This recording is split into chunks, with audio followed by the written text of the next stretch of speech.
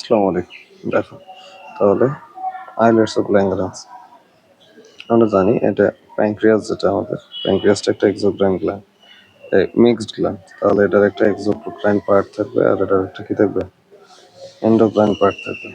Endocrine আর একটা exocrine. এই যে এক্সোক্রাইন পার্ট যেটা আছে, এক্সোক্রাইন পার্ট, এটা তো এনজাইম ক্ষরণ করবে আর এন্ডোক্রাইন পার্টটাই হরমোন ক্ষরণ করবে। তাহলে এক্সোক্রাইন পার্টটারই অপর নাম হচ্ছে এসিনি আর এন্ডোক্রাইন পার্টটারই অপর নাম কি, আইলেটস অফ ল্যাঙ্গারান্স। তাহলে দেখো এখানে শুরুতেই লেখা আছে যে আইলেটস অফ ল্যাঙ্গারান্সের কয়টা পার্ট আছে, মেজর পার্ট দুইটা পার্ট আছে, একটা এসিনি আর একটা আইলেটস অফ ল্যাঙ্গারান্স। এসিনাস আমরা পড়তাম ইন্টারমিডিয়েটে থাকতে, এসিনাস মনে থাকার কথা যে এটার দুইটা পার্ট থাকে, একটা এসিনাস আর একটা হচ্ছে হলো আইলেটস অফ ল্যাঙ্গারান্স।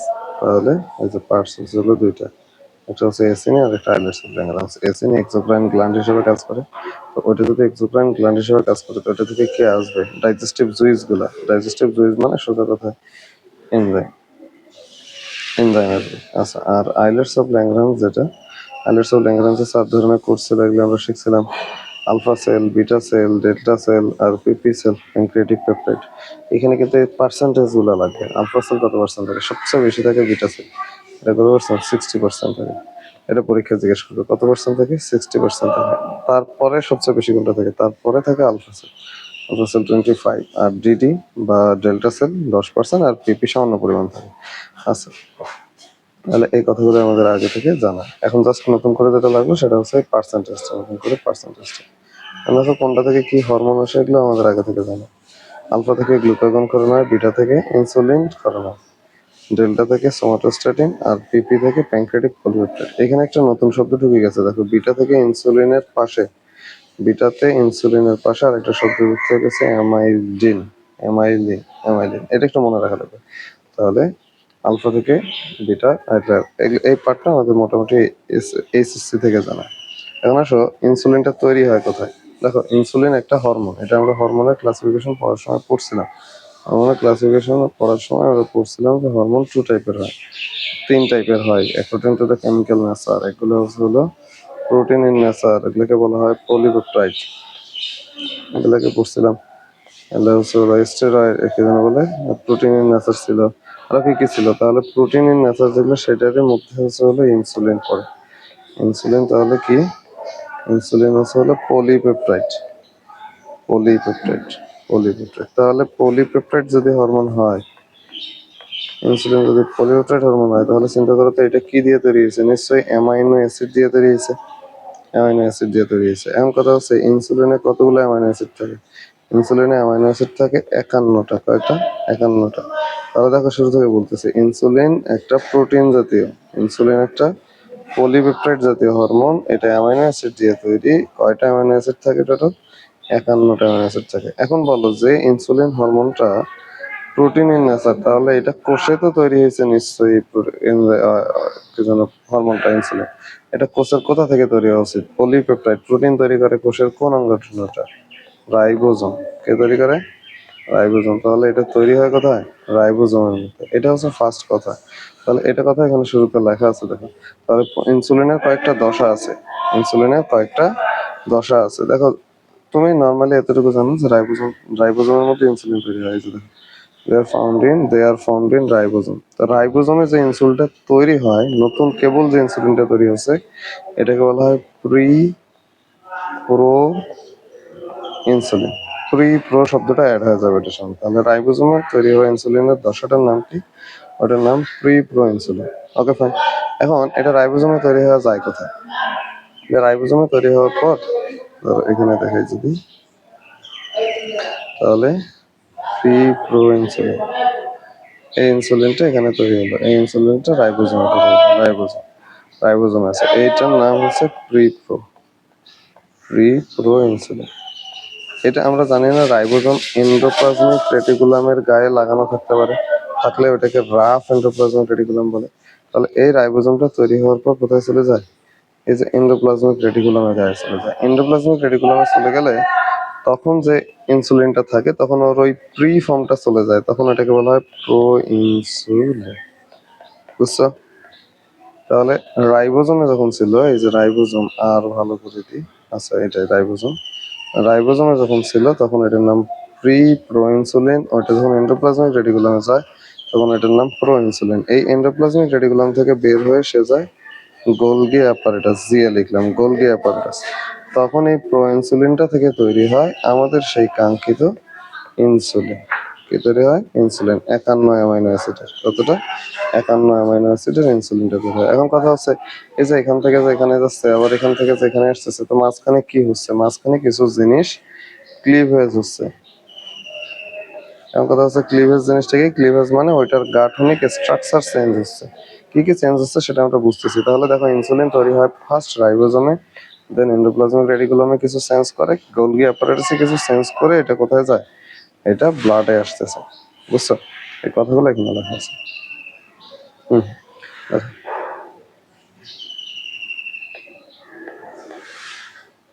এই যে প্রো ইনসুলিন, প্রো ইনসুলিনটা কোথায় হয়? এই যে এই লাইনগুলো হুবহু লেখা আছে। Pro insulin is cleavage in pro insulin endoplasmic reticulum. হ্যাঁ, তাহলে ওখানে তখন চলে যায়। আর তারপরে কি হয়? Most of the pro insulin cleavage in Golgi apparatus. এটা কোথায় চলে যায়? গোলগি অ্যাপারেটাসে গিয়ে ওরা হলো ক্লিভেজ হয়। এই ক্লিভেজ শব্দটা আসতেছে বারবার। ক্লিভেজ মানে ভেঙে ফেলা হয়। তো ভেঙে ফেললে ওখানে কিছু জিনিস তৈরি হয়, সেটা আমরা আসতেছে। সেই ইনসুলিনটা 4 নম্বরে দেখো, সেই ইনসুলিনটা কোথায় চলে যায়?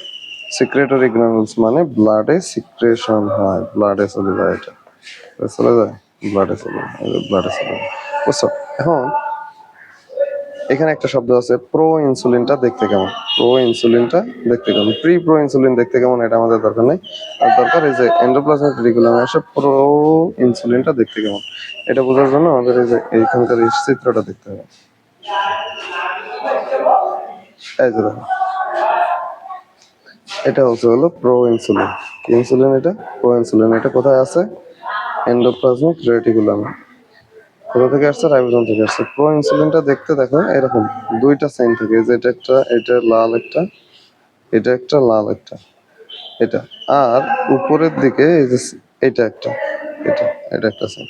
তাহলে তিনটা জিনিস এখানে আছে। এটাকে বলা হয় যেটা শর্ট, যেটা শর্ট, এই যে আচ্ছা আবার ক্লিয়ার করতেছি।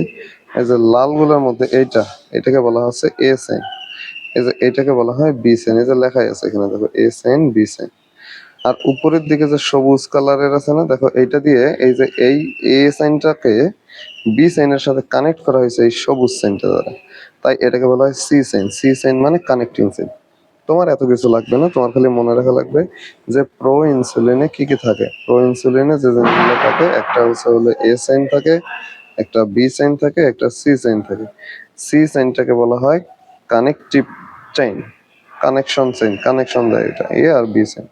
এই হচ্ছে কথা। এখন কথা হচ্ছে এ আর বি সাইন এগুলোর মধ্যে দেখো একটা জায়গাতে ক্লিভেজ লেখা আছে। কি লেখা আছে? ক্লিভেজ। তার মানে এই যে সি সাইন যেটা আছে, পুরা সি সাইনটাকে এই জায়গাগুলোতে কেটে দেওয়া হয়। কেটে দিলে যেটা থাকবে সেটাকে আমরা বলতেছি ইনসুলিন। এই যে দেখো, এটাতে দেখা যাচ্ছে সিক্রেটরি, মানে যেটা সিক্রেট হবে। এই যে দেখো, এখান থেকে কেটে দিছেন, এটাকে এখান থেকে কেটে দিছে, আছে। এই যে এখান থেকে ডিটাস্ট করে এটাকে বের করে দেওয়া হয়েছে, এই যে এটাকে। আবার এখান থেকে, এটা কিন্তু আগে এখানে ছিল, এটাকে বের করে দেওয়া হয়েছে। এখন যেটা আছে এটা এ সাইন, এটা বি সাইন, আর এটা সি পেপটাইড। তাহলে এই যে ক্লিভেজ করা, ক্লিভেজ মানে ভেঙে ফেলা। এই যে প্রো ইনসুলিন থেকে দেখো এটাকে ভেঙে বাদ দিয়ে দেওয়া হলো, এই অংশটা টোটালি বাদ দিয়ে দেওয়ার পর যেটা থাকলো এটাকে আমরা বলতেছি কি ইনসুলিন। তাহলে ইনসুলিনের এক্সাক্ট কম্পোনেন্ট কি কি? একটা এ সাইন, একটা বি সাইন, আর এখানে দেখো কিছু সালফাইড বন্ধন আছে। এখন একটা করে বন্ধনে কটা করে সালফাইড আছে? দুইটা করে। তাই এটাকে বলা হয় ডাই সালফাইড বন্ড। কি বলা হয়? Die sulphide bond. আচ্ছা, এবার আসো এখানে দেখো কি কি লাগছে। এই কথাগুলো সব এখন বলছি।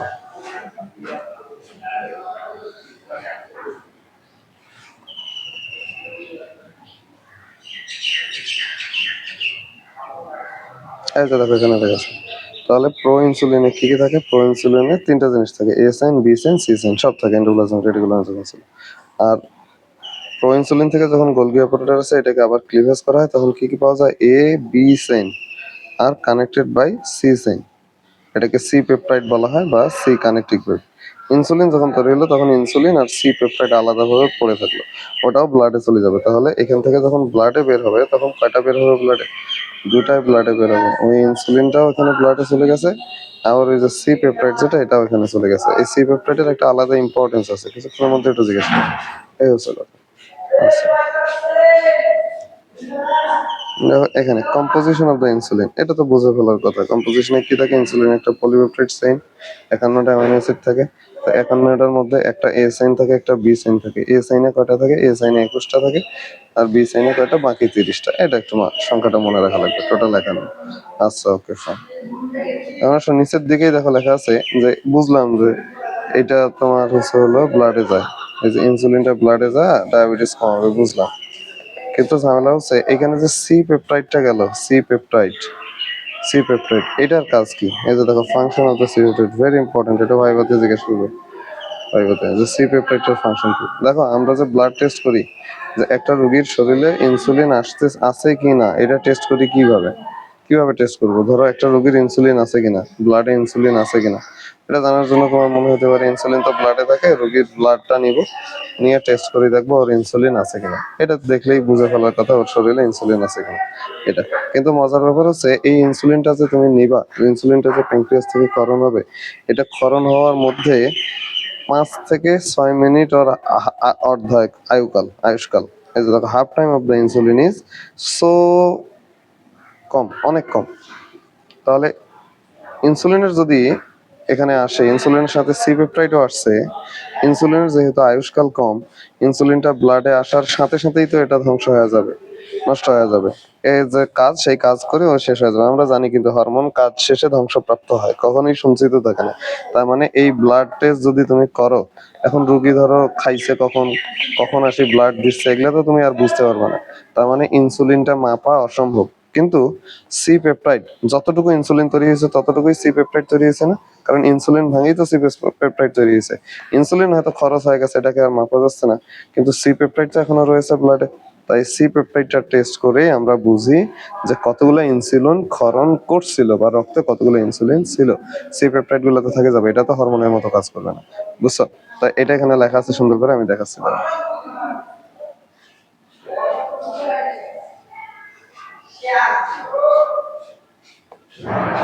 এই যে দেখা লেখা আছে function of the sea peptide. কি ফাংশন এটা? এই যে দেখো, the half time of the insulin is very low, 5 থেকে 6 minute, so we cannot measure the concentration of insulin, আমরা ইনসুলিনের কনসেন্ট্রেশন মাপতে পারি না। so if we measure the C peptide we can measure the concentration of the insulin, মানে ইনসুলিনের কনসেন্ট্রেশনটা মাপার জন্যই আমাদের এই সি পেপটাইডের কনসেন্ট্রেশনটা জানা দরকার। কারণ সি পেপটাইড আর ইনসুলিন সম পরিমাণে ব্লাডে তৈরি হয়, কারণ ইনসুলিন তৈরির সময় ইনসুলিন ক্লিভেজ হয় তো সি পেপটাইড তৈরি হয়েছে। তো ইনসুলিন কেন মাপা যাচ্ছে না স্যার, এটা জিজ্ঞেস করবে। তাহলে স্যার ইনসুলিনের হাফ টাইম খুবই খুবই কম, 5 থেকে 6 মিনিট। হাফ টাইম যদি এটা হয়, অর্ধায়ু যদি হয়, তাহলে টোটাল আয়ু 10 থেকে 12 মাস, এর মধ্যে তো এটা শেষ হয়ে যাবে। আচ্ছা, এখন আসো peculiarities of the insulin receptor. Insulin রিসেপ্টরের পেকুলারিটিসটা কি, কিভাবে ইনসুলিন কাজ করে? তো ইনসুলিনের পেকুলারিটিসটা বোঝার জন্য এই চিত্রটা বোঝা লাগবে।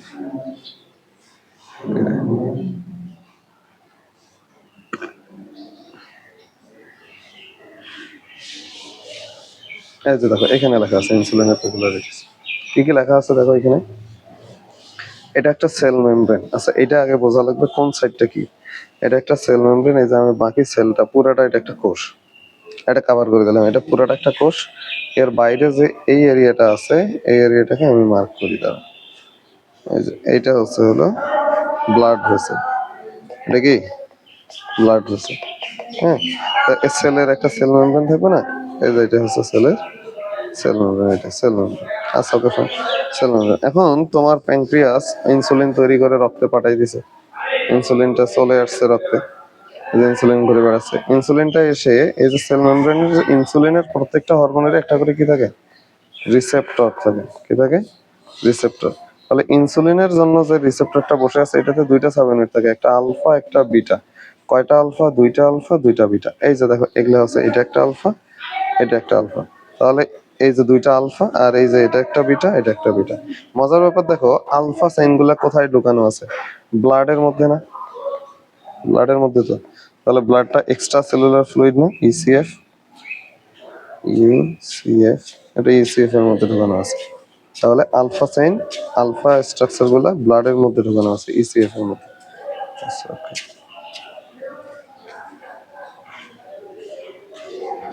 আলফা গুলা ব্লাডের মধ্যে, আর বিটা গুলা কোথায়? সেল মেমব্রেনে লাগানো আছে। এতটুকু জানলেই চলবে। তা আলফা বিটা কানেক্টেড কি হয়েছে, কিভাবে হয়েছে? ডাইসালফাইড বন্ড দ্বারা। এই পুরা স্ট্রাকচারটাকে আমরা বলতেছি ইনসুলিন রিসেপ্টর, বুঝছো? তাহলে ইনসুলিন রিসেপ্টর মানে কি, ইনসুলিন যেখানে গিয়ে বাইন্ড করে সেই স্ট্রাকচারটাকে বলা ইনসুলিন রিসেপ্টর। কয়টা জিনিস দিয়ে তৈরি? 2 আলফা 2 বিটা। 2 আলফা গুলা এক্সট্রা সেলুলার ফ্লুইডের মধ্যে চুবানো থাকে, আর 2 বিটা গুলা সাইড সেল মেমব্রেনের মধ্যে থাকে। এতটুকু বুঝলেই হবে। তাহলে আমি মিশাই এখন অবশ্য।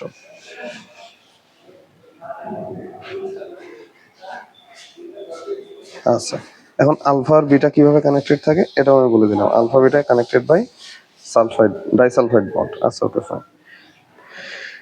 এখন একটা জিনিস খেয়াল করো, ইনসুলিন তোমার রক্ত দিয়ে চলে আসলো, এই যে মার্ক করতেছি দেখো, ইনসুলিন রক্ত দিয়ে চলে আসলো, আর সে ওই কার সাথে বাইন্ড করে, আলফার সাথে না বিটার সাথে? ও এসে দেখো এই যে এটা কিন্তু ইনসুলিন, ও এসে বাইন্ড করলো আলফা সাব ইউনিটের সাথে, যেহেতু আলফা সাব ইউনিটটা কোথায় আছে, ইসিএফ বা ব্লাডে আছে, বাইন্ড করলো।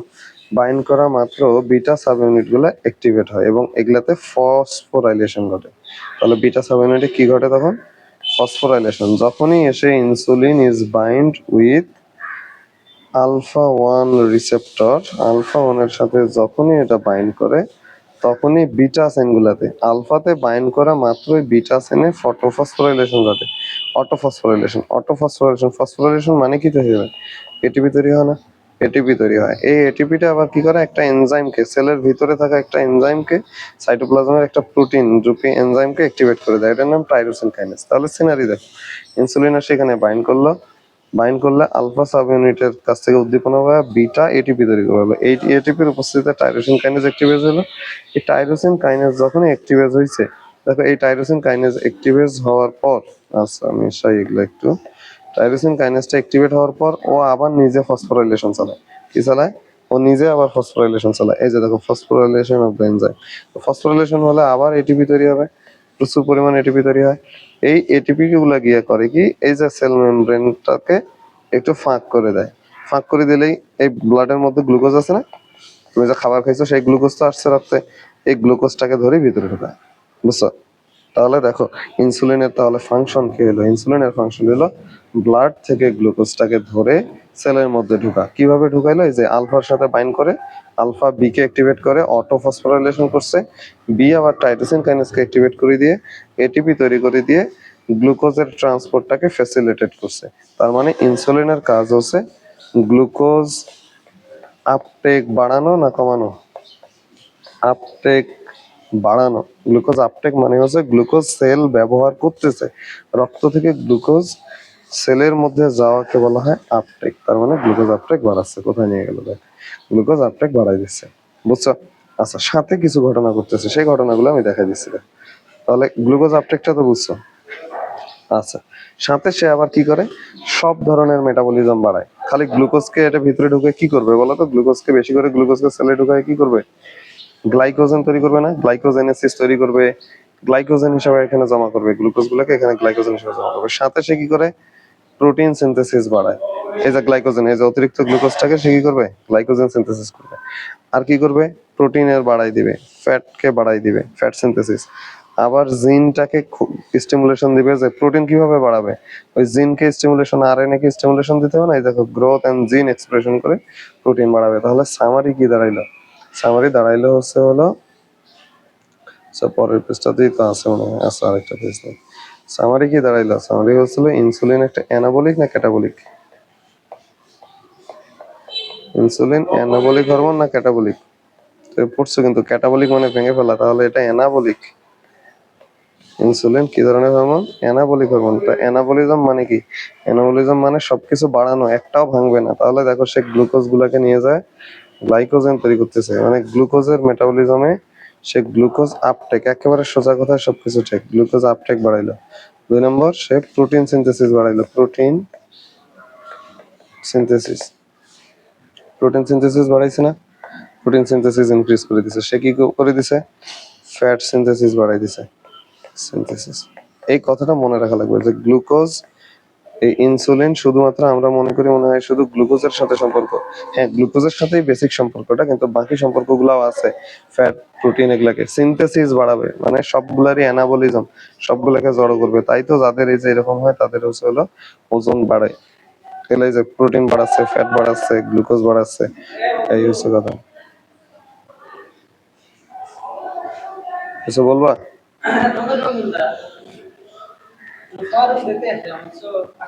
যাও দেখে যাও দেখে আসো। আচ্ছা, আশা করি বুঝছো এটা। এখন আসো, এই যে এই সেম সিনারিটা এখানে তোমার এখানে ব্যাখ্যা করছে, দেখো আশা করি বুঝছো। বুঝলে এটা বোঝা তোমার কি রে,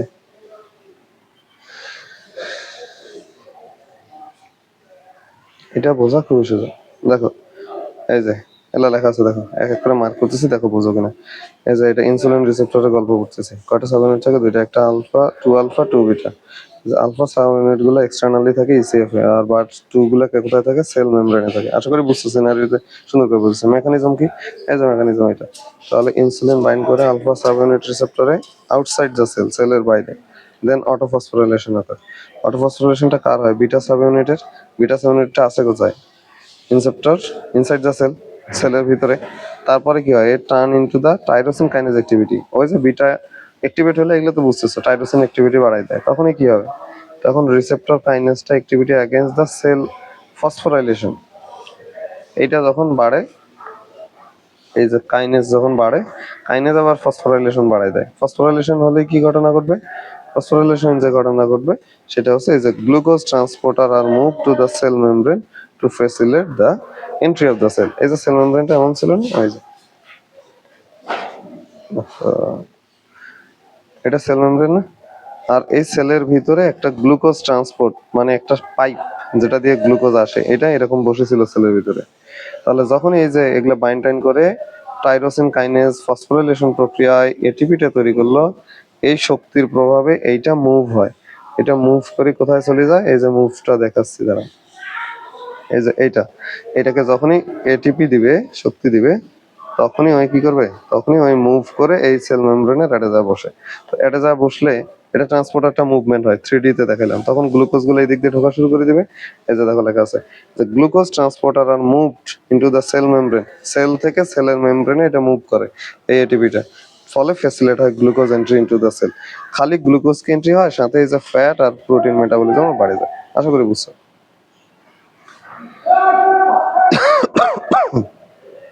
ফাংশন অফ দ্য ইনসুলিন, এই ওগুলা বুঝলে এগুলা ফাংশন বোঝা খুব সোজা। দেখো 3 ধরনের ফাংশন হয়। এই যে এগুলা, এই চিত্রটা এখানে আবার দেয়া আছে এখানে। আচ্ছা দেখো ফাংশন কি কি আছে, এটা ধরবে কিন্তু পরীক্ষায়। ওটা তো ফাংশন অফ দ্য ইনসুলিন। তাহলে ইনসুলিনের কি কি ফাংশন আছে? 1 নম্বর ফাংশন কি? র্যাপিড, সাথে সাথে কিছু অ্যাকশন দেখায়।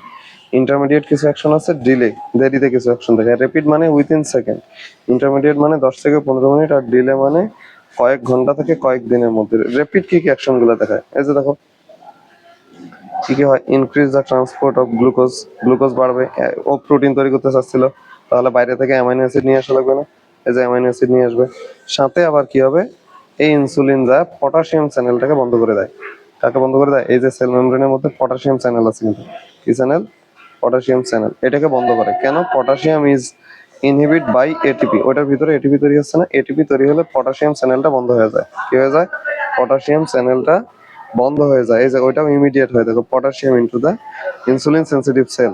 পটাশিয়ামের পরিমাণ তখন বাড়িয়ে দেবে না, ওই পটাশিয়াম তো বের হচ্ছিল, এক্সক্রিশন হচ্ছিল, এটা আর হইতে পারবে না। বুঝছো? আশা করি বুঝছো। এই দুইটা হচ্ছে র্যাপিড, এটা র্যাপিড। এখন ইন্টারমিডিয়েট কি? ইন্টারমিডিয়েট গুলো সব পড়াইলাম। দেখো প্রোটিন বাড়াবে না, কইলাম না এটা অ্যানাবলিক। তাহলে stimulation of protein synthesis, protein synthesis বাড়াবে। Inhibition of the protein degradation, protein তো সে বাড়াচ্ছে, সাথে আবার প্রোটিন যদি ভাঙতে চায় সেটাকে সে কি করবে? এটাকে সে ইনহিবিট করে দিবে। বুঝছো?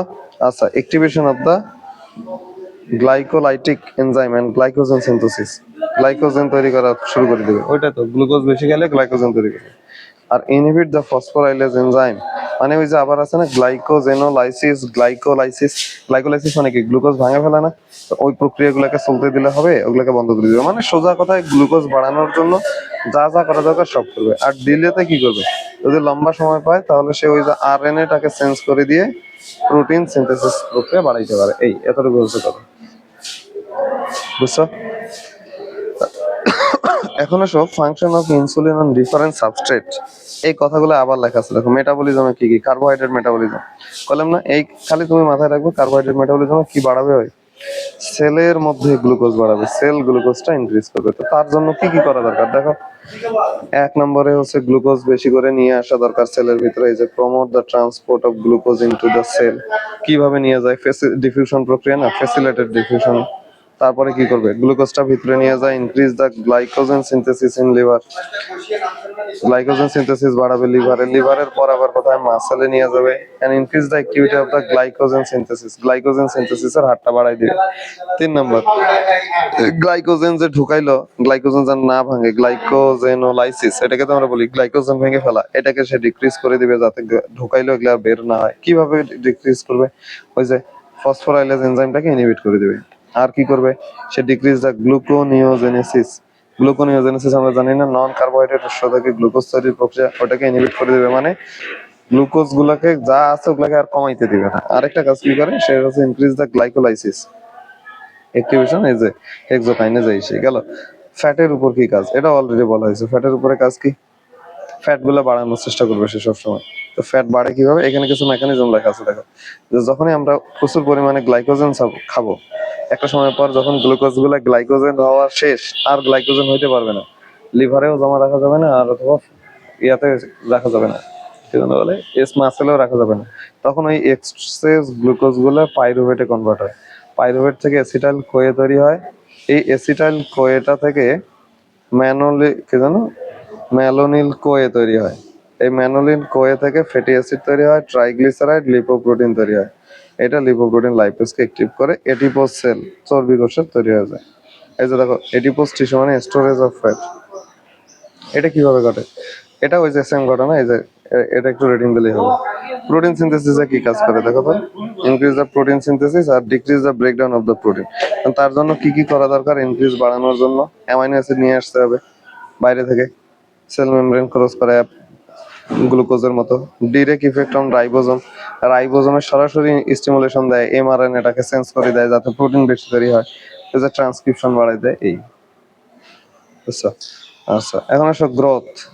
বলতো আমরা যখন গ্রোথ হরমোন পড়ছিলাম তখন তোমার মনে আছে, গ্রোথ হরমোন পড়ার সময় পড়ছিলাম, গ্রোথ হরমোন কিসের তৈরি করে, জিএইচ ডায়াবেটিসের তৈরি করে না। গ্রোথ হরমোন, সোজা কথায় গ্রোথ হরমোন কি বাড়ায়, গ্লুকোজ বাড়ায়। কি বাড়ায়, গ্লুকোজ। তাহলে গ্রোথ হরমোন যদি গ্লুকোজ বাড়ায়, তাহলে এই গ্রোথ হরমোনের সাথে এই যে ইনসুলিন যদি আসে, ইনসুলিন কখন আসবে, গ্লুকোজ বেশি হলেই তো ইনসুলিন খাওয়ানো হবে বেশি। ধরো আমি বেশি খাইছি, তো বেশি গুলাকে কোষের ভিতরে ঢোকানোর জন্যই তো আমার শরীর প্যানক্রিয়াস থেকে বেশি পরিমাণে ইনসুলিন ফর্ম করে। তাহলে ইনসুলিনের ইফেক্ট গ্রোথ হরমোনের সাথে সমানুপাতিক না ব্যস্তানুপাতিক, নিশ্চয়ই সমানুপাতিক। সেটাকে বলা হয় synergistic effect, synergistic effect. Synergistic মানে সমজাতীয় ইফেক্ট অন গ্রোথ হরমোন।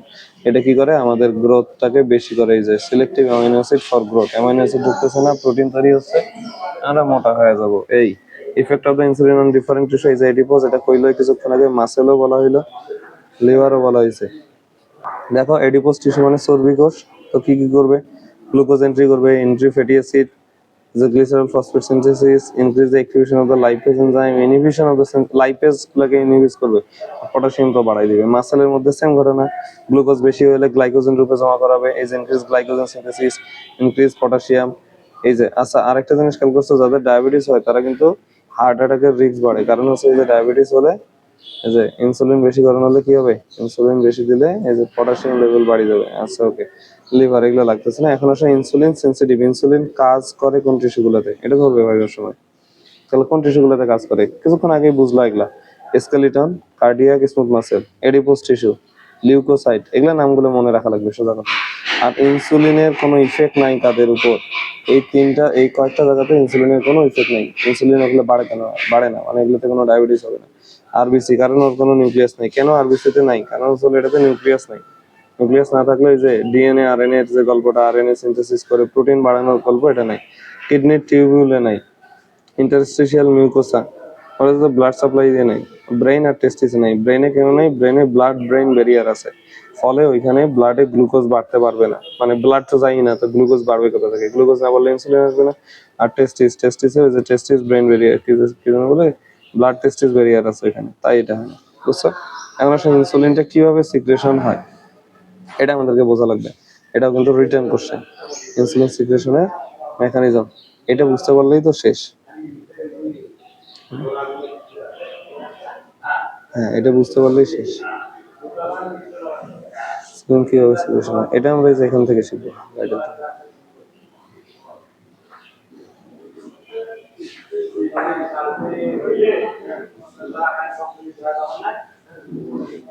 এই যে দেখো,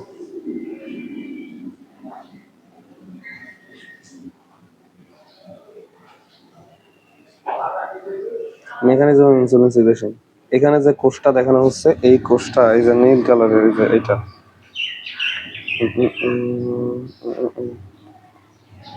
এই যে কোষটা দেখানো হচ্ছে এই কোষটা পুরোটাই হচ্ছে হলো বিটা সেল। কি সেল? Beta sell. পুরোটাই, এটা পুরোটাই বিটা সেল। এই যে ডার্ক কালারের বিটা সেল। আচ্ছা, এখন এই বিটা সেলের এই পাশেও ব্লাড আছে, এগুলাও ব্লাড, এগুলাও ব্লাড, এই পাশে এগুলাও ব্লাড, এগুলাও ব্লাড, বুঝছো? সবগুলোই ব্লাড। এখন এখানে কি ঘটনা ঘটবে দেখো, ব্লাডের মধ্যে উপরের লাইনটা খেয়াল করো। হুম, 1 নম্বরে এই যে basic cellular mechanism for insulin secretion by pancreatic beta cell. Beta cell থেকে এই হরমোনটা ক্ষরণ হবে, ইনসুলিনটা ক্ষরণ হবে in response to increase blood glucose concentration. দেখো, ইনসুলিন তখনই আমাদের শরীরে ক্ষরণ হয় যখন আমাদের ব্লাডের মধ্যে গ্লুকোজের পরিমাণ বাড়ি যায়। কিসের পরিমাণ বাড়ি যায়?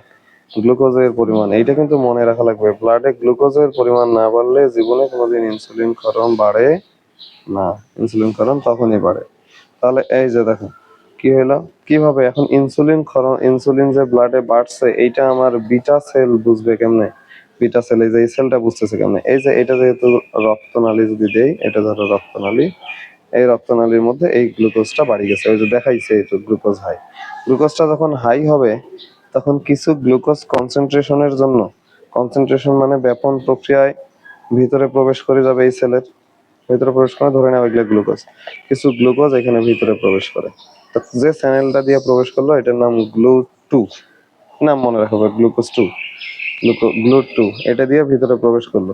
তো এই বিটা সেলের মধ্যে আবার এনজাইম আছে গ্লুকোকাইনেজ, এটাকে আমরা ইন্টারমিডিয়েটের বইয়ে হেক্সোকাইনেজ পড়তাম, একটা ফসফেট যুক্ত করবে সে।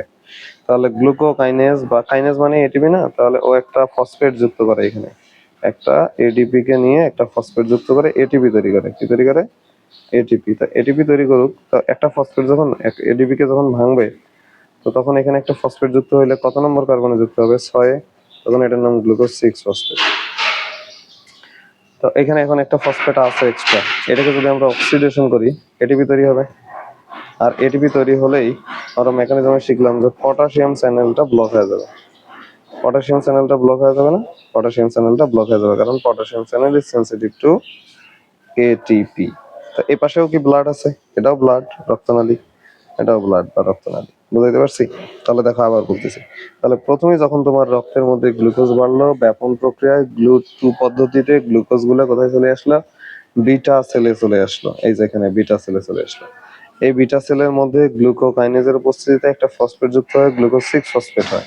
গ্লুকোজ 6 ফসফেটের অক্সিডেশন, জারণ হয়। জারণ হইলে ওই ফসফেটটা আবার মুক্ত হয়ে যাবে, এটিপি তৈরি করে। এই এটিপিটা পটাশিয়াম চ্যানেলটা, এই যে দেখো এটিপি ডিপেন্ডেন্ট পটাশিয়াম চ্যানেলটা ক্লোজ করে দেয়। যখনই এটা ক্লোজ হয়ে গেল আর পটাশিয়াম বের হইতে পারতেছে না, তো পটাশিয়াম তো এখানে জমা হবে, পটাশিয়াম জমা হওয়া শুরু হয়ে গেল। এই যে দেখো পটাশিয়াম জমা হওয়া শুরু হয়ে গেল। পটাশিয়াম যখন জমা হওয়া শুরু হয়ে গেল তখন কোষের মধ্যে পজিটিভ আয়নের আধিক্য দেখা দেয়। কি দেখা দেয়? পটাশিয়াম পটাশিয়াম বের হচ্ছিল না পটাশিয়াম ঢুকতেছিল, ডিপোলারাইজেশন হয় আর কি। তুমি এটা দেখে নিবা যে পটাশিয়াম চ্যানেল দিয়ে পটাশিয়াম প্রবেশ করতেছিল না বের হচ্ছিল, কিছু হোক একটা ডিপোলারাইজেশন তৈরি হয়, ওটা মনে হয় ঢুকতেছিল, পটাশিয়াম ঢুকতেছিল। তো পটাশিয়াম আর ঢুকতে পারতেছে না পটাশিয়াম চ্যানেল দ্বারা, তো ভিতরের দিকে তো একটা ধনাত্মক আয়নের দরকার। তখন এখানে পাশে থাকা ক্যালসিয়াম চ্যানেলটা ওপেন হয়, যে পটাশিয়াম ঢুকতে পারতেছে না, কি হয়েছে? পটাশিয়ামের মতো আরেকটা আয়ন ক্যালসিয়াম এখানে ঢোকে। ক্যালসিয়াম ঢুকে কি করে? ক্যালসিয়াম ঢুকে দেখে এখানে কিছু ভেসিকল আছে। কি আছে? ভেসিকল। এই ভেসিকলের মধ্যে ইনসুলিন গুলো আছে, এই ভেসিকল গুলাকে এখানে না নিয়ে যায়, বের করে ব্লাডে দিয়ে দেয় যে তোরা যা এই গ্লুকোজটা কার্যক্রম কর। তখন ওরা গিয়ে গ্লুকোজটাকে ধরে আবার সবগুলোকে নিয়ে এসে ভিতরে ঢোকায়। এটা তো এখানে করতেছে, এই ইনসুলিন গুলো যা শরীরের সকল কোষে ইনসুলিন এই গ্লুকোজ গুলোকে ধরে ঢুকায়, যে কারণ এরা এটা বেশি হয়ে গেছে, এরা স্টিমুলেশন দিয়ে আমার ক্ষরণ করাইছে বেশি, আমি ওদেরকে একটা ব্যবস্থা করতেছি। এই কথাটুকু এখানে লেখা আছে, সুন্দর করে লেখা আছে, রিটেনে আসবে এটা। হ্যাঁ যে দেখো এখন দেখো একটু বোঝো। তাহলে beta sell have large number of the glucose transporter 2। ওটা বিটা সেল ছিল, এটাতে গ্লুকোজ ট্রান্সপোর্টার 2 আছে, যেটা দিয়ে কি যাইতে পারে, গ্লুকোজ সেলের ভিতরে ঢুকতে পারে। আচ্ছা গ্লুকোজ ঢুকলো, ঢোকার পরে কি হয়, গ্লুকোজ ফসফোরাইলেটেড হয়, ফসফোরাইলেশন হয়। ফসফোরাইলেশন মানে ফসফেট যুক্ত হয়, যুক্ত হলে কি হবে, গ্লুকোজ 6 ফসফেট। এখন এখানে কোন এনজাইম লাগে, এই যে গ্লুকোকাইনেজ এনজাইম। গ্লুকোকাইনেজ এনজাইম এটা কোথায় করতেছে, ইনসাইড দ্য সেল। আচ্ছা হইলো, তারপরে গ্লুকোজ 6 ফসফেটটা অক্সিডাইজ হয়, কি তৈরি করে, টু ফর্ম এটিপি, এটিপি তৈরি করে। এই এটিপিটা যা ইনহিবিট করে কি, এটিপি সেন্সিটিভ পটাশিয়াম চ্যানেল। এই পটাশিয়াম চ্যানেলটাকে কি বলা হচ্ছে, এটিপি সেন্সিটিভ, কারণ এটিপি কম বেশি হলে এটা বন্ধ হয়ে যেতে পারে, চালু হতে পারে, তাই এটাকে এটিপি সেন্সিটিভ বলা হচ্ছে, এটা চালু করে দেয়। দেন ডিপোলারাইজিং দ্য সেল মেমব্রেন, তখন ডিপোলারাইজেশন হয়, তখন আবার ওইটা ব্যালেন্স করার জন্য কি ওটা ভোল্টেজ গেটেড ক্যালসিয়াম চ্যানেল এখানে। তো ক্যালসিয়াম চ্যানেলটা যখন এখানে প্রবেশ করে, তখন এইটা fusion with insulin containing vesicle, এই যে দেখো ভেসিকল, যে ভেসিকল, ভেসিকল মানে গহ্বর, যেগুলোতে ইনসুলিন থাকে, এগুলোর সাথে যা যুক্ত হয় এগুলাকে কোথায় নিয়ে যায়, সেল মেমব্রেনে, এবং secretion of the insulin into the extracellular fluid, extracellular সেলুলার ফ্লুইডের মধ্যে ওটাকে বের করে দেয়। তারপরে ওরা গিয়ে ওদের যে অ্যাকশন, কিছুক্ষণ আগে যে রিসেপ্টরের সাথে বাইন্ড করে, ইনসুলিন যা রিসেপ্টরের সাথে বাইন্ড করে যা করা করবে। এটা কি বুঝছো? এটা কিন্তু আমি আমার স্টুডেন্ট লাইফে বুঝতাম না, তুমি বুঝার কথা। এভাবে ঘটনাটা ঘটে, বুঝছো? তাহলে এই ইনসুলিন সিক্রেশনের জন্য কি হওয়া দরকার, রক্তের মধ্যে গ্লুকোজ বাড়া দরকার, না বাড়লে কিন্তু এই স্টিমুলেশনটা পাবে না। আচ্ছা ওকে, এখন দেখো রেগুলেশন হয় কিভাবে, রেগুলেশন অফ সিগ্রেশন, কারা এর সিগ্রেশন বাড়ায়, কারা সিগ্রেশন কমায়, এটা তো তুমি বুঝে ফেলার কথা। সিগ্রেশন যদি বুঝো, ইনক্রিজ সিগ্রেশন কখন হবে, এই যে ইনক্রিজ দ্য ইনসুলিন সিগ্রেশন, এগুলো ভাইবার সময় জিজ্ঞেস করবে, রিটেনও আসবে, যদি ব্লাডে গ্লুকোজ বাড়ে স্যার, এটা তো প্রথম কথা। ইনসুলিন যদি শিখালাম না কিছুক্ষণ আগে, ব্লাডে গ্লুকোজ বাড়ে, খালি কি গ্লুকোজ বাড়লেই হবে, গ্লুকোজের সাথে তখন কোষে কি কি তৈরি হয়েছিল, প্রোটিন তৈরি হয়েছিল, ফ্যাট তৈরি হয়েছিল, ওগুলো কোথা থেকে তৈরি হয়, অ্যামিনো অ্যাসিড থেকে না। এই যে অ্যামিনো অ্যাসিড বাড়লেও হবে, ফ্যাটি অ্যাসিড বাড়লেও এটা বাড়বে। আর কখন বাড়বে ইনসুলিন, কখন বাড়বে, গ্লুকোজ ঢুকাইছিল কারা রক্তে, জিআইটি হরমোন গুলো না, ওরা যদি বাড়ে, গ্যাস্ট্রিন সিক্রেটিং কোলেসিস্টোকাইনিন, তো এই হরমোন গুলাতে ইনডিরেক্টলি কাকে বাড়ায়, ইনসুলিন গ্লুকোজকে বাড়ায় না, তাহলে এটা। আর আর কাই গ্লুকাগন, গ্রোথ হরমোন তো বুঝোই, গ্লুকোজ বাড়াবে, গ্লুকাগন যদি বাড়ে, কর্টিসল যদি বাড়ে, এগুলা। আরেকটা হচ্ছে প্যারাসিম্পেথেটিক স্টিমুলেশন। প্যারাসিম্পেথেটিক মানে কি, তোমাকে বুঝাইছিলাম, ঘুমাইতে গেলে যে স্টিমুলেশন গুলো হয়, এগুলোকে প্যারাসিম্পেথেটিক। তখন আমাদের শরীরে অ্যাসিটাইলকোলিন করে না, তখন আমাদের শরীরে রক্তে গ্লুকোজের পরিমাণ বাড়ে। ওই সবগুলো কথা কিন্তু একই। বিটা অ্যাড্রেনার্জিক স্টিমুলেশন আর ইনসুলিন রেজিস্ট্যান্স, মানে যারা ওবেসিটি, তাদের ওবেস যারা, তাদের এগুলা হচ্ছে ইনসুলিন সিক্রেশনে উদ্দীপনা দেয়। বাধা দিবে কারা, ওগুলার অপোজিট গুলা। যখন গ্লুকোজের ঘাটতি হবে, কখন গ্লুকোজের ঘাটতি হয়, রোজা থাকলে, রোজা থাকে তো ফাস্টিং বলে। সোমাটোস্ট্যাটিন বিটা সেলকে বাধা দেয়। আলফা অ্যাড্রেনার্জিক আর লেপটিন, ওই যে এটা তৈরি হয়েছিল ইনসুলিনের সাথে, লেপটিন তৈরি হয়েছিল, মনে আছে? এটা ইনসুলিনের বিপরীত কাজ করে কিন্তু, হ্যাঁ। ইনসুলিন গ্লুকোজের পরিমাণ কমায়, আর লেপটিন গ্লুকোজের পরিমাণ বাড়ানোর চেষ্টা করে। এটা মানে শুধু গ্লুকাগন, আলফা সেল থেকে করানো হতো না, ইনসুলিনের গল্প শেষ করবে। গ্লুকাগনের কাজ কি, দেখো এখানে লেখা আছে গ্লুকাগনের কাজ কি। গ্লুকাগনও একটা পলিপেপটাইড, এটা তো কটা অ্যামাইনো অ্যাসিড থেকে, 29টা অ্যামাইনো অ্যাসিড থেকে। গ্লুকাগনের কাজ কি, তুমি জানো গ্লুকাগনের কাজ কি, ব্লাড গ্লুকোজ লেভেলটাকে সে কি করে, বাড়ায়। এই যে ইনক্রিজ ব্লাড গ্লুকোজ লেভেল কিভাবে করে, এডিনাল সাইক্লেসটাকে সে অ্যাক্টিভেট করে। এটা অত বেশি ইম্পর্টেন্ট নয়, জাস্ট জানার জন্য জানা। তখন ফরমেশন হয় সাইক্লিক এমপি, এটা আমরা পড়ছিলাম আগে, কিন্তু প্রোটিন কাইনেজ তৈরি হয়, সেলের ভিতরে গ্লুকোজ আছে, এটাকে বের করা লাগবে, এখান থেকে বের করা লাগবে। তো বের করার উপায় কি, যখনই গ্লুকোজ লেভেলটা বাড়ানোর উপায় হচ্ছে, এক নম্বর যেটা, সেটা হচ্ছে হলো, এই যে দেখো এখানে লেখা আছে, অ্যাক্টিভেট দ্য সাইক্লিক এডিনাল সাইক্লেস। এই যে মেমব্রেনটা দিয়ে এই গ্লুকোজ গুলো এটাই তো বসিয়ে আছে, এগুলোকে বের করে দিবে, এটাই তো গ্লুকাগনের কাজ। এটাকে বের করে কোথায় নিয়ে যাবে, রক্তে নিয়ে যাবে। রক্তে গেলেই তো রক্তে গ্লুকোজের পরিমাণটা বাড়ি গেল। এই মেমব্রেনটাকে রাপচার করতে হবে। তো মেমব্রেনটাকে রাপচার করার জন্য ওইখানে থাকা এডিনাল সাইক্লেস, এডিনাল সাইক্লেস, ওইটাকে স্টিমুলেশন দিয়ে কি তৈরি করে, সাইক্লিক এএমপি। এই সাইক্লিক এএমপি আবার কাকে ঘুঁটা দেয়, ওই যে একটা এনজাইম আছে না, প্রোটিন আছে না, প্রোটিন কাইনেজ, এটাকে স্টিমুলেশন দেয়। প্রোটিন কাইনেজটা অ্যাক্টিভেট হলে ফসফোরাইলেশন হয়, ফসফোরাইলেশন হইলেই তো এই সেল মেমব্রেনটা ফসফোরাইলেজ এনজাইমের উপস্থিতিতে ফসফোরাইলেজ এ থেকে ফসফোরাইলেজ বি হয়, এটা ছিঁড়ে যায় সামো, পরে ওরা বের হয়ে যায়, বুঝছো, গ্লুকোজ হিসেবে বের হয়ে যায়। তো এরা গ্লুকোনিওজেনেসিস কি বাড়াবে? হ্যাঁ অবশ্যই বাড়াবে, কারণ এরা গ্লুকোজ তো বাড়াইতেছে। রেগুলেশন অফ সিক্রেশন এগুলো রিডিং দিবা অত দরকার না, যেটা লাগবে সেটা হচ্ছে ডায়াবেটিস মেলাইটাস। এটা একটা ডেফিনেশন আমাদের ইয়াতে পড়াইছে লেকচারে, ওখান থেকে ডেফিনেশনটা দেখবা। এটা কয় ধরনের হয়? এটা দুই ধরনের, একটা টাইপ 1, একটা টাইপ 2 ডায়াবেটিস। তাহলে টাইপ 1 ডায়াবেটিস মেলাইটাস, একটা টাইপ 2 ডায়াবেটিস মেলাইটাস। টাইপ 1 কোনটা? টাইপ 1 হচ্ছে ইনসুলিন ডিপেন্ডেন্ট ডায়াবেটিস মেলাইটাস, মানে যখন ইনসুলিনের ঘাটতি হয়েছে, বিটা সেল থেকে আসতেছে না, তখন যে ডায়াবেটিস হবে এটাকে টাইপ 1, এটাকে বলা হয় insulin dependent, is a lack of insulin secretion. আর টাইপ 2 মানে ইনসুলিনের জন্য হয় নাই, এটা এই যে দেখো নন ইনসুলিন ডিপেন্ডেন্ট ডায়াবেটিস মেলাইটাস। তো এটা কিসের জন্য হয়েছে? এটা ইনসুলিন রেজিস্ট্যান্সের জন্য হয়েছে, ইনসুলিনটা কাজ করতে পারতেছে না তার জন্য। ল্যাক অফ মানে ইনসুলিন ক্ষরণ হচ্ছে না, আর ইনসুলিন রেজিস্ট্যান্স মানে ক্ষরণ হচ্ছে, ইনসুলিনটা গিয়ে যে কোষে কাজ করে, ওই যে ওর যে রিসেপ্টরে বাইন্ড করতে আলফা বিটাতে, এটা পারতেছে না, এটাকে বলা হয় টাইপ 2 ডায়াবেটিস মেলাইটাস, বুঝছো? আর ডায়াবেটিস ইনসিপিটাস, এখানে ওটা বলে দিই, ডায়াবেটিস ডায়াবেটিস ইনসিপিটাস, এটা কিসের ডেফিসিয়েন্সির কারণে হয়েছে? ADH, anti diabetic hormone. এই মেলাইটাসে দুই ধরনের, একটা হচ্ছে হলো ইনসুলিন ক্ষরণ হয়ই নাই, ক্রস, তাই হচ্ছে হলো ডায়াবেটিস হচ্ছে, এটা টাইপ 1। আরেক হচ্ছে ইনসুলিন আসছে, বাট ইনসুলিনটা এখানে কাজ করতে পারতেছে না, এটাকে বলা হয় নন ইনসুলিন ডিপেন্ডেন্ট, এই যে ইনসুলিন ইজ রেজিস্ট্যান্স, বুঝছো? আচ্ছা, এই যে এখানে দেখো লেখা আছে টাইপ 1 ডায়াবেটিস মেলাইটাস কখন হয়, টাইপ 2 কখন হয়। টাইপ 1 হচ্ছে হলো এই যে আসবে না সেল থেকে, তো ইনসুলিনই আসবে না বিটা সেল থেকে। তো ইনসুলিন না আসার কারণ কি? তুমি সার্জারি করে ধরো বিটা সেলটাকে, প্যানক্রিয়াসের অপারেশন করছো, বিটা সেলটা কিন্তু প্যানক্রিয়াসের টেইলে থাকে, এটা মনে রাখা লাগবে। কোথায় থাকে?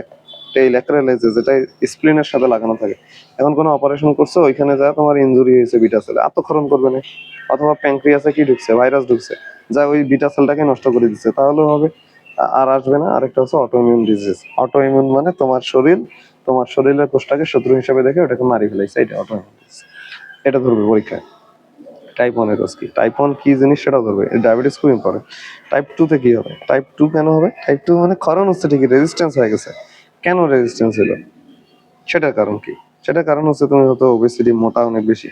মোটা হলে সমস্যা কি? মোটা হলে সেল মেমব্রেনের ওইখানে সমস্যা হবে, বারবার ইনসুলিন আসতেছে, বারবার একটা জিনিস বারবার করলে, একটা রাবার বারবার টানতেছে ছাড়িয়ে দিচ্ছে, বারবার টানতেছে ছাড়িয়ে দিচ্ছে, একটা সময় পর আর কি আগের অবস্থায় ব্যাক যাবে, একটু ঢিলা হয়ে যাবে না? এমন ওবেসিটি হলে রেজিস্ট্যান্স হয়। গ্লুকোকর্টিকয়েড যদি তুমি খাও বেশি, তাহলে হয় এক্সেস গ্রোথ হরমোন, এই যে বারবার গ্রোথ হরমোন আসতেছে, অথবা auto antibody the insulin receptor, তোমার শরীরে থাকে ইনসুলিন রিসেপ্টর গুলাই তোমার শরীর অ্যান্টিবডি তৈরি করে ধ্বংস করে দিয়েছে। আরেকটা হচ্ছে mutation of the insulin receptor, insulin রিসেপ্টরটা চেঞ্জ হয়ে গেছে, ধরো আলফা গুলা ভিতরে সেল মেমব্রেনের কাছে, সেল মেমব্রেনের বিটা গুলা বাইরে চলে আসছে, এটাকে বলা হয় মিউটেশন, চেঞ্জ হয়ে গেছে। তাহলে এই দুটো সুন্দর বোঝা যায়, এইগুলো একটু এক্সট্রা মনে রাখা লাগবে। আচ্ছা, মানে সব ক্লিনিক্যাল ফিচার, একটা রোগীর যে ডায়াবেটিস হয়েছে, এটা কিন্তু আর্টসে পরীক্ষায় ধরবে, এগুলো মাস্ট। ডায়াবেটিস হয়েছে কিভাবে বুঝবো? দেখো এখানে তিনটে শব্দ লেখা আছে, তুমি তো জানো নর্মালি পলি ইউরিয়া মানে বেশি বেশি প্রস্রাব করবে। তো বেশি বেশি প্রস্রাব করলে ওর বেশি বেশি পানি খাইতে ইচ্ছা করবে না। এই দেখো পলিডিপসিয়া মানে এক্সেসিভ থার্স্ট, বুঝছো? সে খালি কি পানি খাবে, খাওয়ার রুচিও বাড়ি যাবে ওর, কারণ প্রোটিন যায় ওই দিক দিয়ে। তাহলে পলিফেজিয়া। তাহলে তিনটা জিনিস হয় ডায়াবেটিস হলে, পলিইউরিয়া, পলিডিপসিয়া, পলিফেজিয়া। পলিফেজিয়া মানে পলি খাওয়া, বেশি করে খাবে, ফেগাস, ইসোফেগাস, এটা এরকম মিল আছে, ওইটা কিন্তু কনফিউশন হয়ে যাবে। পলিইউরিয়া বোঝা যাচ্ছে ইউরিন বেশি যাবে, পলিফেজিয়া, ফেগাস, ইসোফেগাস, পলি বেশি খাওয়া, পলিডিপসিয়া, ডিপ মানে ডিপ মেশিন বসায় না পানি, তার মানে এক্সেসিভ থার্ড। আচ্ছা, আরেকটা হচ্ছে র্যাপিড ওয়েট লস হবে ডায়াবেটিস হলে।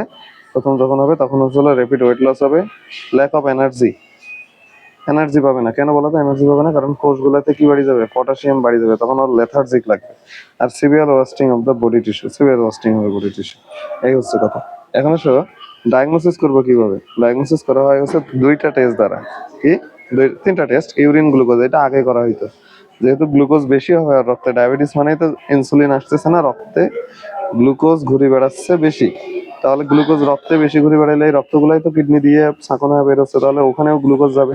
তাহলে ইউরিন গ্লুকোজ দিয়ে চেক করা হয়। তো এখন আর এটা করা হয় না, এখন যেটা করা হয় সেটা হচ্ছে ফাস্টিং ব্লাড গ্লুকোজ। ফাস্টিং মানে সে হচ্ছে হলো রাত্রে সারা রাত্রে ওভারনাইট ফাস্টিং করবে। ওভারনাইট মানে 8 ঘন্টা, 8 ঘন্টা না খাওয়া থেকে এসে পরে হচ্ছে হলো ব্লাড গ্লুকোজ করা হবে, মানে ব্লাড নিয়ে ওর রক্তে কতগুলো গ্লুকোজ আছে এটা দেখা হবে।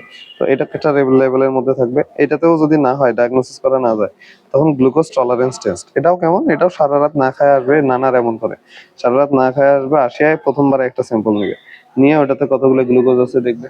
তারপরে ওনাকে আগে গ্লুকোজ খাওয়াবে, আবার একটা পানির মধ্যে ওরা গ্লুকোজ দিয়ে খাওয়ায়।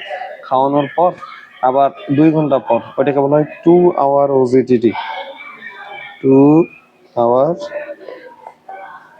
OGTT, oral glucose tolerance test. এই যে এটাকে গ্লুকোজ টলারেন্স টেস্ট বলতেছে না, এটা বুঝাচ্ছে কিন্তু এটা ওরালি দেয়, যেহেতু খাবারটা ওই যে স্যালাইন রেখে দিল, চিনিটা মেশায় শরবত বানায় মুখ দিয়ে খাওয়ায়, তাই এটাকে বলা হয় ওরাল গ্লুকোজ টলারেন্স টেস্ট। এটাতে কি করে, প্রথমে একবার ফাস্টিং নেয়, আসা মাত্র একবার ব্লাড নিছে, নিয়ে ব্লাড সুগার করে দেখছে। দ্বিতীয়টাতে করে কি, খাওয়ায় আবার 2 ঘন্টা পর দেখে, খাইলে আবার এই যে ইনসুলিন খরণ হওয়ার কথা না, তো খাওয়ার পর ইনসুলিন খরণ হয় কতটুকু গ্লুকোজ ঢুকাইলো, ইনসুলিন কতটুকু খরণ হলো, এটাকে দেখা হয়। তাই এটাকে বলে 2 আওয়ার গ্লুকোজ টলারেন্স টেস্ট। এগুলোর মধ্যে এই যে মানটা, এই মানটা লাগবে কিন্তু। নর্মালি কত থাকে আমাদের, 3.5 থেকে 6 মিলিমোল। ইম্পেয়ার্ড মানে অস্বাভাবিক 6.8 থেকে 9, তখনও কিন্তু 7, এটা তখনও ডায়াবেটিস না। যখনই 7-এর বেশি হয়ে যাবে তখন আমরা এটাকে কি বলবো, ডায়াবেটিস। এই যে দেখো, তারপরেই তো লেখা আছে। ধরো এখন এমন একটা রোগীর পাইলা তুমি, যে এটা কেন করব, ফাস্টিং করেই তো আমি বলতে পারতাম। ফাস্টিং ধরো ব্লাড গ্লুকোজ করছো, তোমার ধরো আসছে 5, তাহলে আমি বলে দিলাম তুমি নন ডায়াবেটিস। অথবা তোমার ধরো আসছে 8, তাহলে 8 7-এর থেকে বেশি না, তাহলে নর্মালের একটা রেঞ্জ ডায়াবেটিসের। এখন ধরো তোমার আসছে কত, তোমার আসছে 6.5, এখন আমি তোমাকে কি কব, এটা তো নর্মাল রেঞ্জের মধ্যেও নাই, ডায়াবেটিসের মধ্যে নাই, এটা একটা ইম্পেয়ার্ড অস্বাভাবিক লেভেল আসলো, 6.1 থেকে 7 পর্যন্ত আসি গেছে। তো এটা এখন আমি কনফার্ম হবো কিভাবে, এই কনফার্ম হওয়ার জন্য আমরা পরে কি করি, এই ইম্পেয়ার্ড রিজনটা থেকে আমরা 2 আওয়ার্স আফটার চলো ব্লাড গ্লুকোজ করি। তো এইটাতে নর্মাল কত, ওই যে রাত্রেবেলা উঠে আসে যে ব্লাডটা দিবে, এটাতে 7.8-এর নিচে থাকবে ইম্পেয়ার্ড এমন। আর যদি 7 বা 7-এর বেশি হয় তখন সেটাকে বলা হয় ওই যেটা। এখন আসো ট্রিটমেন্ট কি করবা, ট্রিটমেন্ট, ডায়াবেটিসের ট্রিটমেন্ট কি করবা। দেখো টাইপ 1-এ ইনসুলিনের সমস্যা ছিল না, ডেফিসিয়েন্সি, ওকে ইনসুলিন দিয়ে দেবো, শেষ আলাপ। ইনসুলিন দিলেই তো আমার সমস্যা সলভ। টাইপ 2-তে কি হয়েছিল, টাইপ 2-তে হচ্ছে হলো ইনসুলিনের মানে রিসেপ্টর গুলা কাজ করতেছিল না। তার মানে ওকে কি এবার ইনসুলিন দিয়ে লাভ আছে, নাই তো, ওর তো শরীরে ইনসুলিন আছে কিন্তু ওর ইনসুলিন কাজ করতেছে না। তো ওকে কি করতে বলবো, এই যে এগুলা এগুলা করতে বলবো, এক্সারসাইজ করবা, ক্যালোরি রেস্ট্রিকশন কম করে খাবা, শর্করা কম করে খাবা, গ্লুকোজ কম করে খাবা, ওয়েট কমাইতে হবে। ড্রাগ কিছু দিতে পারো, এই যে মেটফরমিন দেয়া হয়, সালফো সালফোনাইলুরিয়া এটা দেওয়া হয়, থায়ো কি জানো থায়োজোলিডিন, এটা ডিওন, এগুলা দেওয়া হয়। এই ড্রাগ গুলো জিজ্ঞেস করবে, এগুলো হবে সময়। তাহলে সেকেন্ডারি এটা। কমপ্লিকেশন কি কি হইতে পারে, 1 নম্বর কমপ্লিকেশন, এটাও মাস্ট জিজ্ঞেস করবে, মাস্ট জিজ্ঞেস করবে কমপ্লিকেশন কি কি হইতে পারে। দেখো, যখনই গ্লুকোজ পরিমাণ বাড়ি যাবে, গ্লুকোজ তো পানি শোষণ করে, পানি ধরে যাবে, ওই যে মূত্র দিয়ে গ্লুকোজ যখন বেশি যাবে, তাহলে আমি বেশি করে পানি নিয়ে যাবে না, হয়তো অসমোটিক্যালি অ্যাক্টিভ, তাই অসমোটিক ডায়াউরেসিস হবে, বেশি বেশি প্রস্রাব করবে। তো বেশি বেশি প্রস্রাব করলে ইন্ট্রাসেলুলার এক্সট্রা সেলুলার শরীরের মধ্যে ডিহাইড্রেশন হয়ে যাবে, ফ্যাকাশে হয়ে যাবে, দুর্বলতা হবে। তারপরে যদি বেশি বেশি কাজ করা শুরু করে কিডনি, তাহলে কিডনি দিয়ে যখন গ্লুকোজ যাওয়া শুরু করবে, তখন কিডনির ডিজিজ দেখা দিবে না। দেখো, এটার ইনসুলিন যদি ঠিক মতো না খাওয়া, পটাশিয়াম বাড়ে যায়, পটাশিয়াম বাড়লে হার্ট অ্যাটাকের রিস্ক বাড়বে, স্ট্রোকের রিস্ক বাড়বে। আবার এই ইনসুলিন যদি না যায়, ইনসুলিন কি করতেছিল, ফ্যাটি অ্যাসিড গুলা থেকে, ফ্যাটি অ্যাসিড গুলাকে সবগুলাকে শরীরের ভিতরে ঢুকায়া কোষের মধ্যে কি তৈরি করতেছিল, লিপিড তৈরি করতেছিল। তাহলে ইনসুলিনের ঘাটতি থাকলে রক্তের মধ্যে গ্লুকোজ তো বেড়াবে, গ্লুকোজের সাথে অ্যামাইনো অ্যাসিড, ফ্যাটি অ্যাসিড এগুলো বেড়াবে না। তো ফ্যাটি অ্যাসিড তো আর্থারোস্ক্লেরোসিস করে, কি করে, আর্থারোস্ক্লেরোসিস রক্তনালীকে যে বন্ধ হইতে সহায়তা করে। তো তখন কি হবে, যে হার্ট রিস্ক, স্ট্রোক, এগুলোর রিস্ক বাড়ি যাবে। আর কি হবে, এই যে রেটিনাতে যে আমাদের যে আর্টারি আছে, এটাও সেম কাহিনী। রেটিনাতে আর্টারিটা কিন্তু অনেক ছোট থাকে, এন্ড আর্টারি, এটা তো ওইটা বন্ধ হয়ে গেলে রেটিনোপ্যাথি হবে, ব্লাইন্ডনেস হয়ে যেতে পারে, ক্যাটারেক্ট হয়ে যেতে পারে, পেরিফেরাল নিউরোপ্যাথি হতে পারে। ওই যে সেম কার্ডিওভাস্কুলার রিফ্লেক্স গুলো কন্ট্রোল না হলে এরকম ঘটনা ঘটবে। ইসকেমিয়া, গ্যাংগ্রিন, এগুলো যা হয়ে যেতে পারে। রক্তনালী বন্ধ হয়ে গেলে তো ওই জায়গাটাতে তো আর অক্সিজেন যাবে না, অক্সিজেন না গেলে নেক্রোসিস হয়ে যাবে না, নেক্রোসিস হয়ে যদি পৌঁছে যায়, তখন এটাকে বলা হয় গ্যাংগ্রিন। হাইপার টেনশন হবে, এই যে আর্থারোস্ক্লেরোসিস, দেখো এই পয়েন্টে হুবহু লেখা আছে, কি হতে পারে, এই যে আর্থারোস্ক্লেরোসিস হতে পারে। মেটাবলিক অ্যাসিডোসিস, ডায়াবেটিক কোমা, যদি খুব বেশি সমস্যা হয় তাহলে উনি কোমায় চলে যাবে। এই এতটুকু হচ্ছে কথা।